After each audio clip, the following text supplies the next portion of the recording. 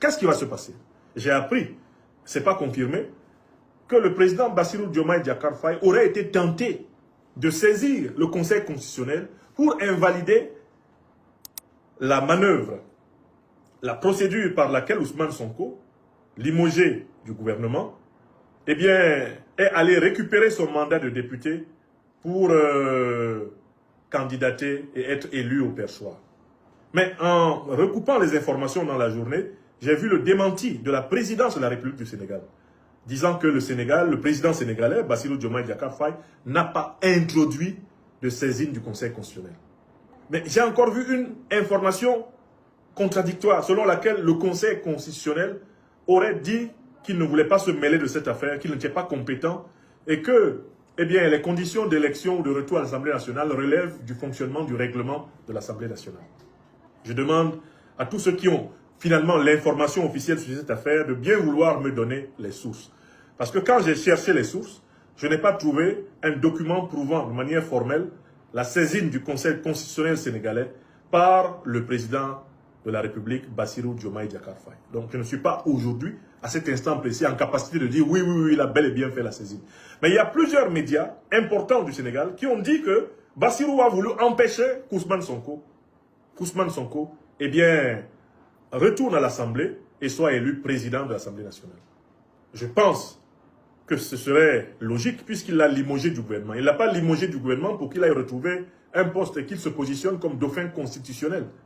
S'il l'a limogé, c'est vraiment qu'il voulait que le monsieur ne se retrouve plus jamais tout le long de son mandat dans une position politique importante. Bon, mais j'ai une confirmation que même si Bassirou n'aurait pas introduit cette saisine du Conseil constitutionnel, il est au moins certain que c'était son intention en limogeant Sonko, c'est-à-dire de mettre un terme à la position de haute vue politique de Sonko. Bref, mettre un terme au positionnement institutionnel de Sonko au plus haut niveau de l'État du Sénégal.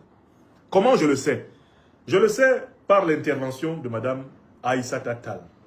Aïssata Tall est l'ancienne ministre des Affaires étrangères de Macky Sall, l'une des ministres des Affaires étrangères les plus impolies, les plus agressives et les plus soumises au néocolonialisme français que j'ai jamais vu au Sénégal. Aïssata Tall. Maintenant, avec le parti de Macky Sall, ils sont dans l'opposition parlementaire.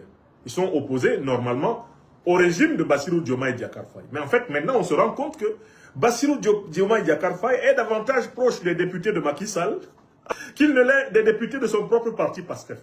Ce qui fait que le Sénégal se retrouve dans une situation incroyable où le président de la République, finalement, a pour seul député les députés du parti de l'opposition, c'est-à-dire les députés de Macky Sall et consorts, alors que ses propres députés sont contre lui.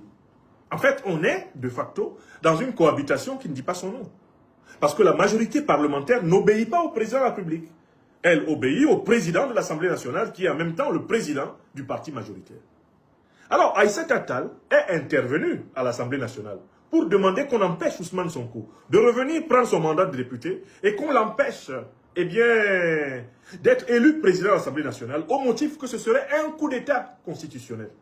L'argument avancé par Mme Tall, c'est que Ousmane Sonko a d'abord été Premier ministre avant d'être élu député. Il n'a pas d'abord été élu député avant d'être nommé Premier ministre. Et que l'esprit de la loi concerne essentiellement ceux qui, étant, eh bien, d'abord députés, doivent renoncer à leur mandat de député lorsqu'ils deviennent, eh bien, ministres du gouvernement. Sonko, selon elle, n'étant pas dans cette condition, il fallait absolument l'empêcher de venir reprendre son mandat de député. Le raisonnement de Mme Aïssata Tall a l'avantage de nous renseigner sur les intentions de son allié politique objectif actuel, Bassirou Diomaye Diakhar Faye. Si Mme Aïssata Tall, de l'opposition, mais qui soutient Bassirou, il n'y a qu'à voir comment ils ont voté. Ils n'ont pas voté pour Sonko. Donc, ils ont fait comme Bassirou a fait. Ils étaient pour le limogeage de Sonko. Si elle a dit publiquement qu'il fallait empêcher Sonko d'être président de l'Assemblée nationale, c'est qu'il s'agit là de la pensée, peut-être non proclamée, non affichée, de Bassirou Diomaye Diakhar Faye lui-même. Logiquement, le président de la République, quand il limoge un Premier ministre, n'a surtout pas envie de l'avoir comme second personnage de l'État 3 jours plus tard.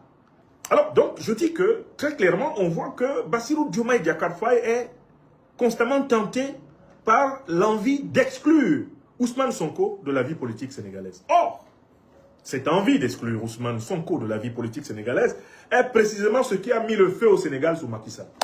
Autrement dit, Bassirou Diomaye Diakhar Faye, non seulement il a attrapé la maladie de Macron, c'est un président sans légitimité parlementaire, mais il attrape la maladie de Macky Sall. Lui aussi est obsédé par l'idée d'exclure Ousmane Sonko de la vie politique au Sénégal. Est-ce que vous savez pourquoi il veut absolument exclure Ousmane Sonko de la vie politique au Sénégal? Parce que Bassirou Diomaye Diakhar Faye, comme Macky Sall, est convaincu qu'il ne peut pas battre Ousmane Sonko aux élections présidentielles. Bassirou Diomaye Diakhar Faye a une peur bleue d'une élection face à Sonko. Parce que s'il laisse Sonko, croit-il, participer à l'élection présidentielle, alors il lui faudra frauder, ce qui est très difficile jusqu'ici dans le système sénégalais, et il risque de se retrouver, finalement sonné comme grand Jean, il risque de se retrouver hors du pouvoir, comme il a voulu que Sonko le soit.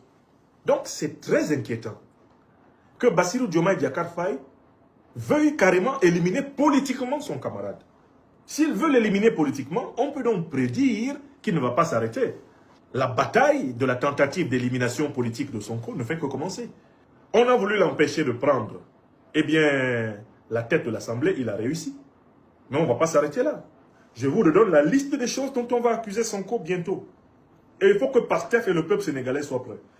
On va accuser Ousmane Sonko de tentative de déstabilisation de l'État sénégalais. De tentative de coup d'État. On va l'accuser de semer la chienlit, le désordre au Sénégal. On va l'accuser de manipuler des groupes de militants qui ne respectent pas le chef de l'État.